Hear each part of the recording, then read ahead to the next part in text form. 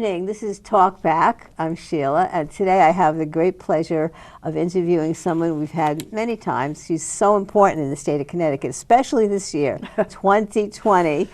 Big election coming up, big anniversaries. Denise Merrill, our Secretary of State. Hi, Denise. Hi, Sheila. Okay. Nice to be here. So let's start with 2020. That's a great number and a great anniversary, the 100th anniversary of what? The right to vote for women. And it's really interesting that it's 2020. It's a presidential election. It's the 100th anniversary of women getting the vote. And there's something there, I'm sure there's a saying, there's something about 2020 vision. I don't know. I haven't come up with it yet. But, the only problem is it was the 19th Amendment and not the 20th Amendment, right? That's right. That would have been perfect. Why wasn't it the 20th Amendment? I don't know. Well, anyway, yes, it is a big anniversary. I mean, in this country, 28 million people, namely women, got the right to vote all at once. And in 1920. That's how many American women there were. That's right. Who were eligible to vote. Eligible. Wow. Yes. And I think some of our young women today, and maybe some of our older women, don't appreciate the struggle that it was. Women died in the streets. That's right. Women sacrificed for years. It was violent. It started in the 1800s. That's right. And there's a lot of parallels to today. I'm doing a lot of reading about this. There's some great books out there. There's one called The Woman's Hour by Elaine Weiss. Okay. She's been here speaking in the state. And what you see in the book is, of course, it's dated from 1848. The Seneca Falls Conventions is dated as the first time women really came out and tried to get the vote. New York State. In New York State.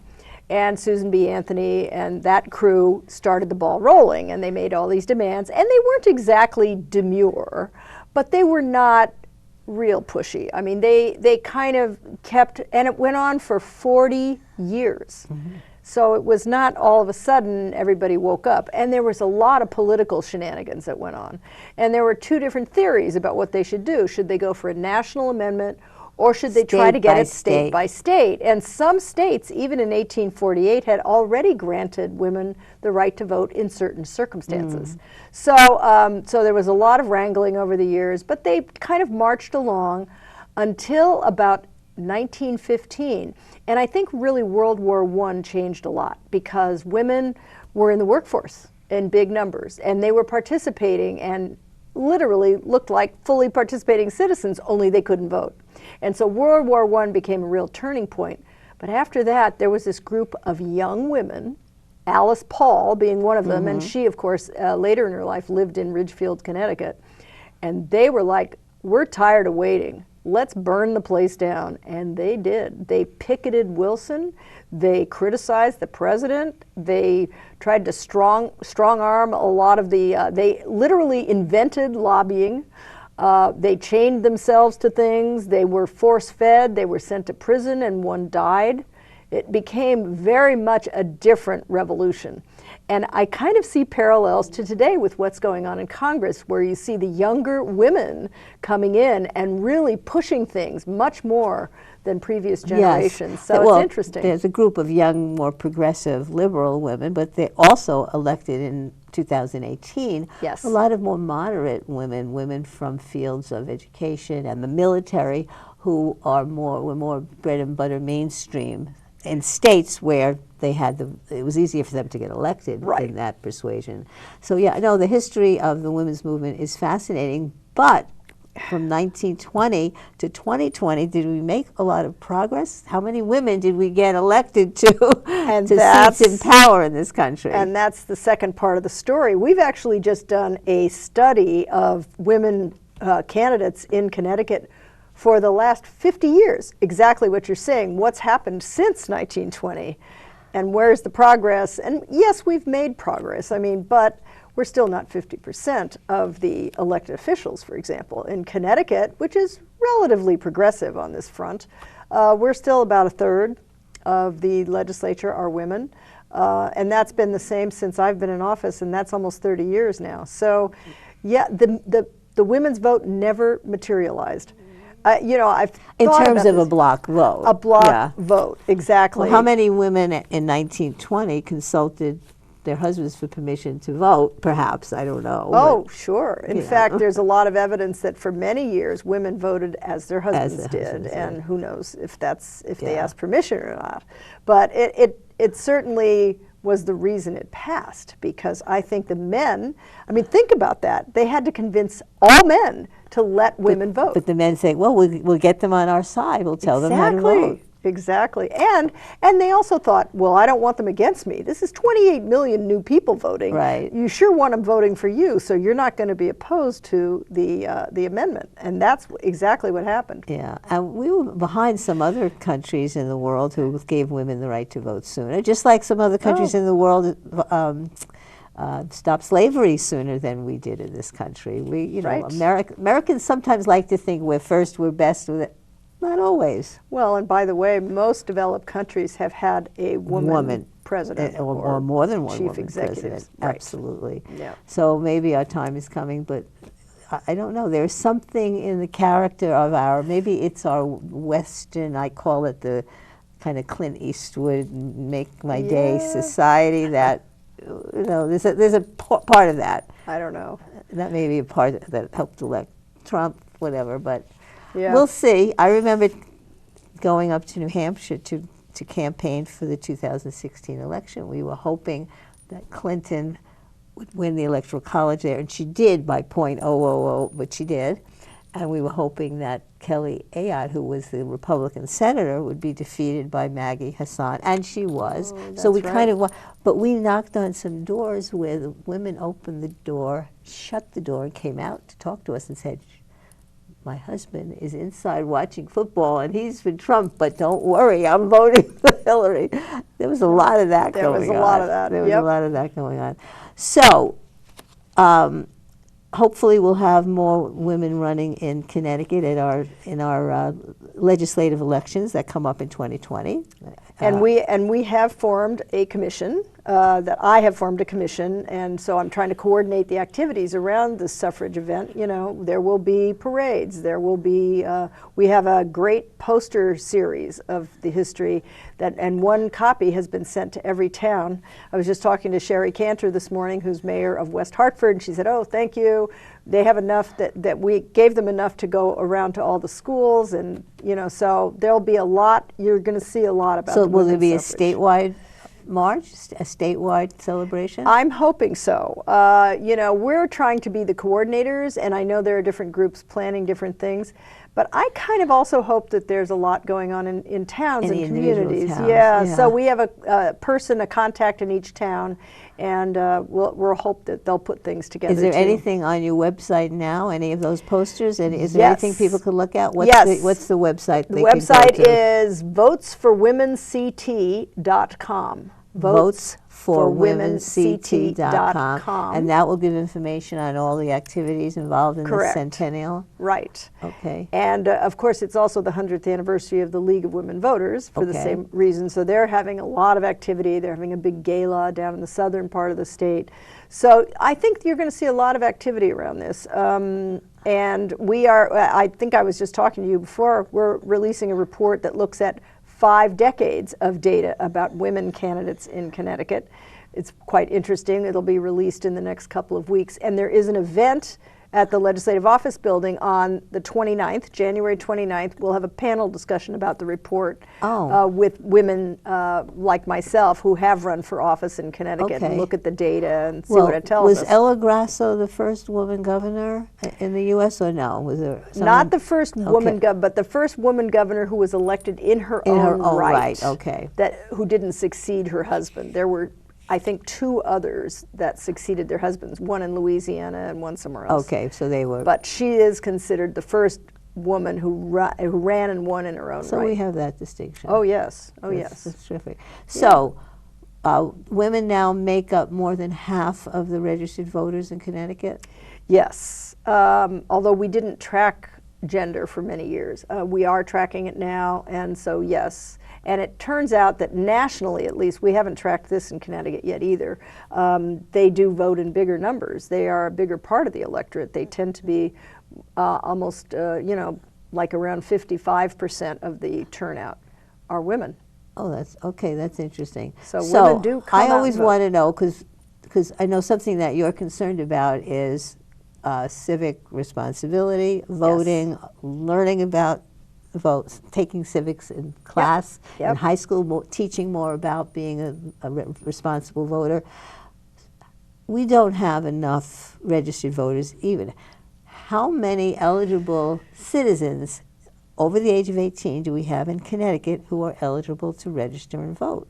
Well, we don't really know. That would be a very difficult number to determine, because if they're not registered, we don't know if they're here. But we do know how many we have, and that number has been pretty static for years, although registrations were way up in 2016 and 18. It was. Way up. We had an additional 300,000 people on the rolls. And in Connecticut, we're around 2 million voters. Goes up, it goes down. This is the highest number of registered voters we have ever had. But you don't know, those are registered. You don't know how many people are out there who just don't bother to register. There's got to be a bunch of those. We don't know. Traditionally, across the country, the Pew Foundation has tried to get a handle on that number. And the closest we can tell is about 25%. 25 to 30% of people who are eligible don't even bother. Don't even register. Okay. Right. And then, so we have about 2 million voters, but in a national election, in a presidential election, you tend to get a higher percentage of registered voters. What do you get, 50, 60, 70? Oh, no, more than that. 70%? This last time, in 2016, it was about 75%. Okay. Which is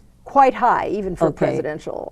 Presidential is the highest number, which is kind of sad when you think about it, because municipal elections, arguably, your vote counts more. People don't realize what happens when you walk out on the street, when you go to the street light, when the rows. It's all in your local community, in your state, your education. Why don't people realize that? And that's what they ignore, and they vote in the because we know what national people are having for breakfast, because we watch TV all day long, and so we know every nuance of everything they say and do, and we know nothing about our local government. It's just, it's the media. So 75%, so in 2020 we can expect a pretty good turnout, I would imagine. I hope so. Our registrations are still going up. And then in the odd years, in 2018, it must have been a good turnout too. The Congress turned over. We had a gubernatorial election. You get 50, 60% in those kind of things. Like that, But then you come down to the odd years when you have your selectmen and mayoral races, and in those years, 20%. Depends on the race. It varies.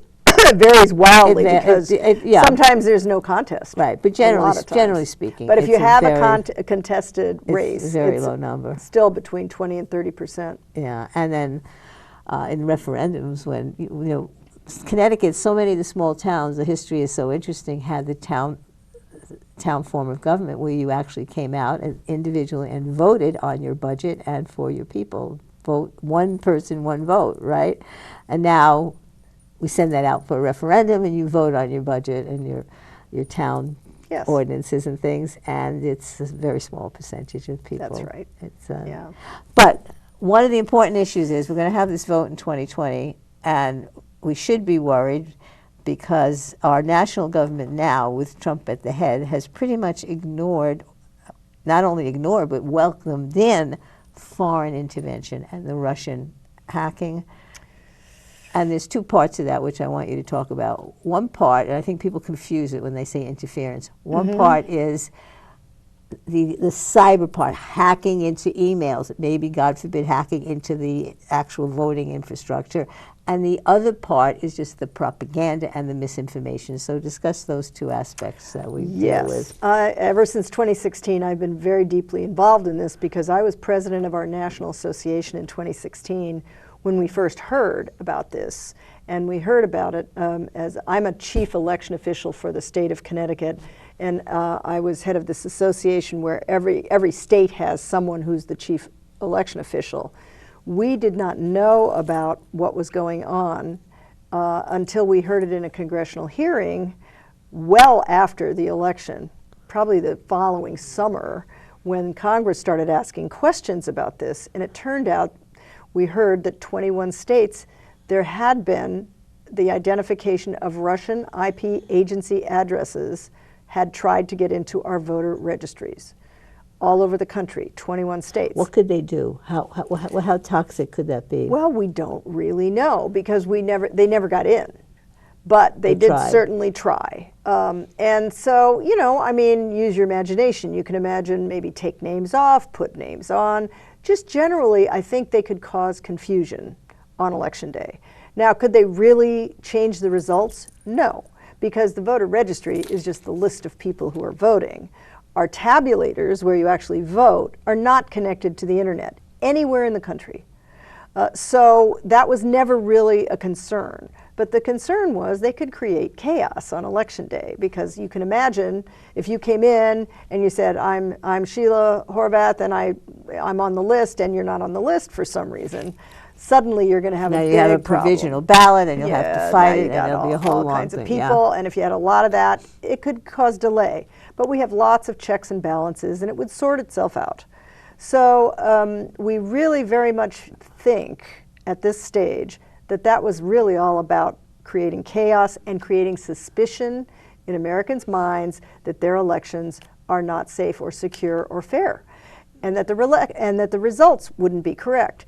And frankly, the damage has been done. And Trump thrived on that because he could have it both ways. Well, that's interesting. And at first he denied that it happened at all, but we were informed through our security sources. So now we're all part of a national security network. There's a coordinating committee with the Department of Homeland Security, and they inform us on a regular basis if they see this kind of activity in our states. So cyber-wise, it's still going on. It's still going on. But the more dangerous, I think, section is the second thing you mentioned, which is this propaganda campaign, which is extremely sophisticated and ongoing. And they're spending billions of dollars. And originally we heard about the Russians, and we were informed when this was happening in our states. Now there are other countries doing the same things, and frankly, domestic actors. There's all kinds of bad actors out there who are doing all kinds of things to try to sway people's opinions. But the most damaging thing is for people to believe some of the things they see on these fake websites on the dark web, and we've seen it right here in Connecticut.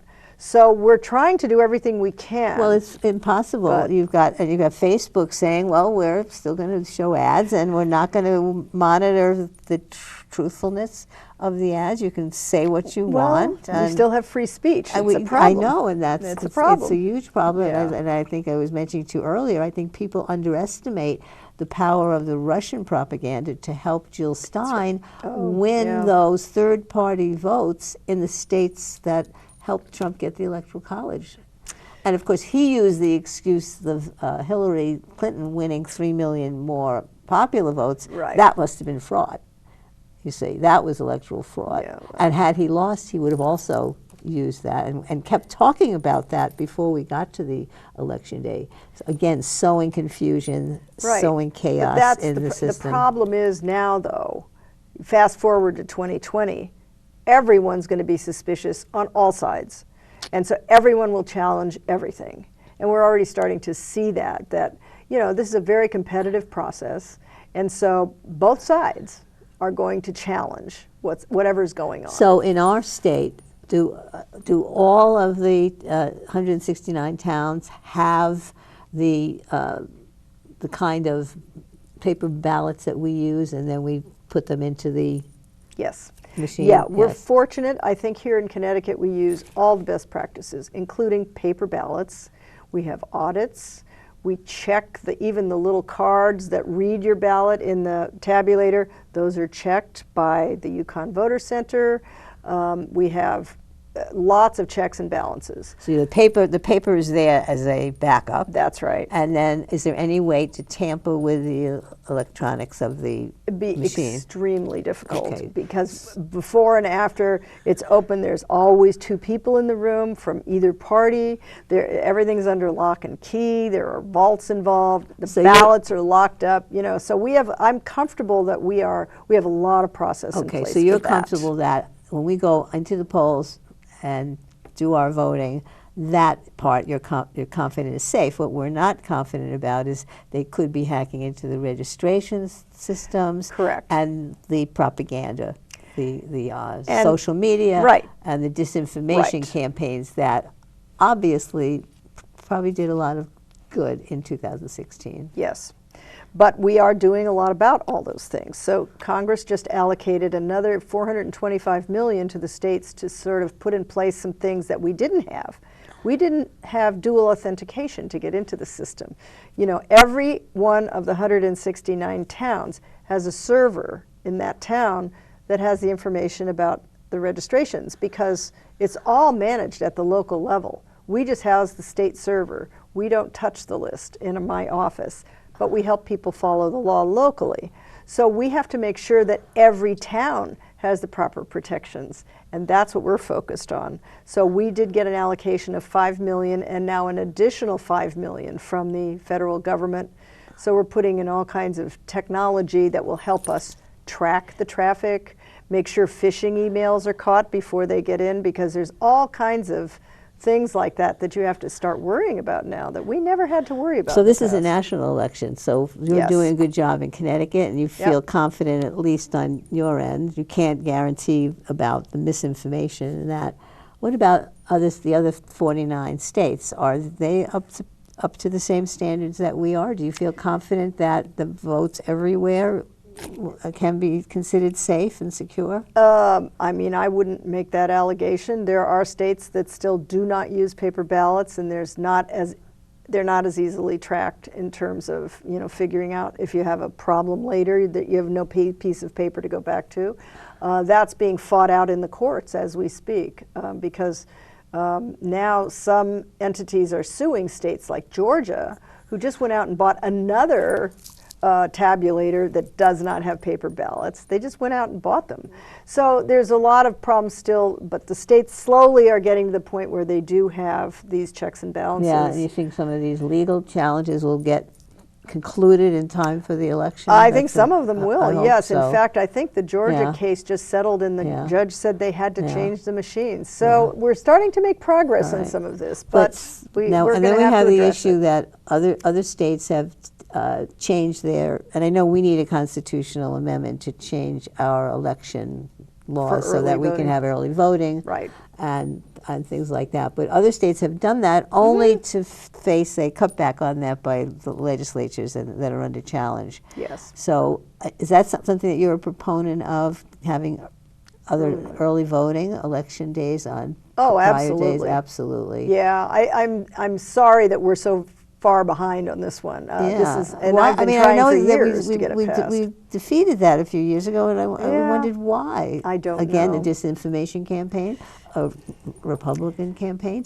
I think is it really true that there are politicians out there who would like to suppress the vote because they believe that if they suppress the votes of people they think will vote against them, that will give them a better shot? Is there really that motivation out there? Well, of course. It's a competitive system on both sides. Both Republicans and Democrats want to win. Right. So, of course, you have people that are trying to measure whether or not that will advantage them or not. I know. Honestly, I think the early voting suspicion that somehow more Democrats would vote would not be borne out. In fact, passage of early voting in most states has been completely bipartisan. Really? Yes, and that's somehow this myth, I think, has gotten going that, somehow if we let everybody vote on different days, there'll be more voter fraud. That's one story that's floated, but actually it's quite the opposite. But there are a couple of states that have voting by mail.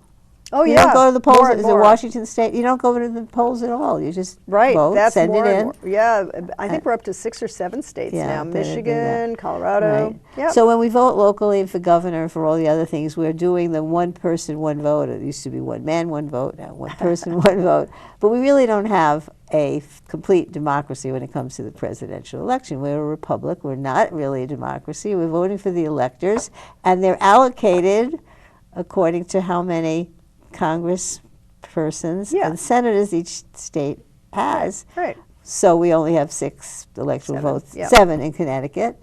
We used to have 8, but because of the census, we lost population and we lost a congressperson. Right. So we need a revolution in the Electoral College. Do you believe that, and how tough is that to do? Well, we have passed what they call the national popular vote here in Connecticut. And all that does is say that a state can, the state clearly can decide how to allocate its votes, but in most states, the votes for the electors were part of the Electoral College. So in our state, we'd have 7 people. They are allocated in Connecticut and most states to whoever won the popular vote in that state. So it is an effort to, I guess, minimize the damage that could be done in a popular vote. Because you can see where, you know, this is the question they faced when they tried to put together 2 houses of Congress, right? I mean, if you do only popular vote, you do have the specter of the majority completely overpowering the minority. That probably was brilliant. The concept of the 3 co-equal branches was brilliant. However, I feel that the Founding Fathers could not contemplate the tremendous imbalance of population densities. They could not envision that one state like a California would have so many multiples more people than a state of Montana. Right. Then it gets to be, I think, unfair. Well, there are also things that they didn't contemplate. When they first set up the Electoral College, what they envisioned were the elders of the parties, or they didn't even envision parties at that point. The elders, it would guard against some completely unhinged person becoming president, because they would know enough to draw back. But of course, we're an enormous population now. No one really is personally familiar with most of these candidates. So it's gotten very truncated over the years. Right, and there's always a debate whether the electors are under some mandate from their party to vote for whoever the state voted for, That's or right. to vote for anyone they want, who Yes. they think that's what the founders intended, but we don't follow right. that. Follow well, through I on know. that. So there's another little wrinkle. So we have to just make sure people understand we're not 100% a democracy, one person, one vote. Well, no, but maybe that's okay too. I mean, to a point, you know, really what we are is supposed to be a republic, which means you're really governed by the people that you elect. Right. This is a representative democracy, which I think is slightly different than just a complete mob rule. That's what they were really worried about. That's what they were worried about, yeah. Well, the same thing in the election, not the election, the selection of Supreme Court justices for life.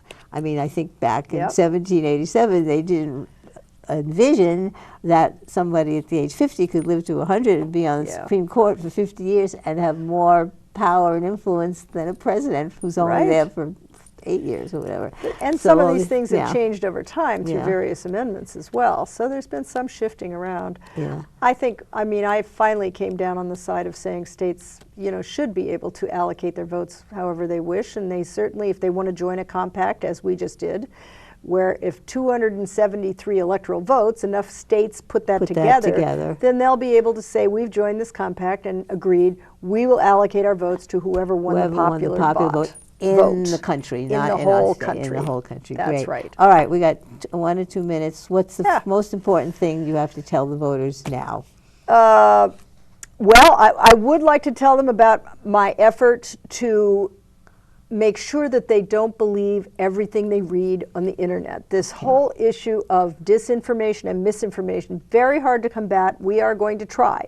We have something called Trusted Source Connecticut. It's hashtag trusted source. So if you really, first thing I would say to people, make sure you're registered appropriately and that you know that if there's a primary coming up, a lot of people, there are 30,000 people in Connecticut registered as independents, but they're really in the independent party. Oh, they don't realize it. And you have to be realize unaffiliated. Unaffiliated. So that's the first thing I would say is check our website, the myvote.ct.gov. Got all kinds of information there. We're going to have posters all over the state talking about trusted source, and that will direct you to the website. We have the right information. We have pictures of the ballot. We will tell you exactly who's running, exactly how you're registered, where you go to vote, all those sort of nitty-gritty details, which are the crux of the problem on Election Day. That's the biggest problem we have. Right. And so just don't believe everything you read on the internet, because there is a lot of nefarious activity going on. And just make sure you inform yourselves about what's going on in this election. There's going to be a lot of tension and stress and people making all kinds of extravagant claims. Just, you know, be a good citizen and definitely come out and vote. Okay, but you're predicting a big turnout 2020. I am. big turn. Will the young people come out in greater numbers than ever before, That's do you think? a great question. I don't know. A lot of them are registering, though. Okay, great. We'll All see. right, it's always great to have you on. We'll have you on again as the season goes forward, especially with regard to the census. We'll talk about that more, and the centennial of the women's suffrage movement. Yes. So thank you so much. Good night. It's always great to have Denise on. Don't forget to vote. Take her advice. Be a good citizen. Learn the facts. Don't listen to everything that you see on the internet. See you next time on Talk Back. Thank you, Denise. It's great. My pleasure.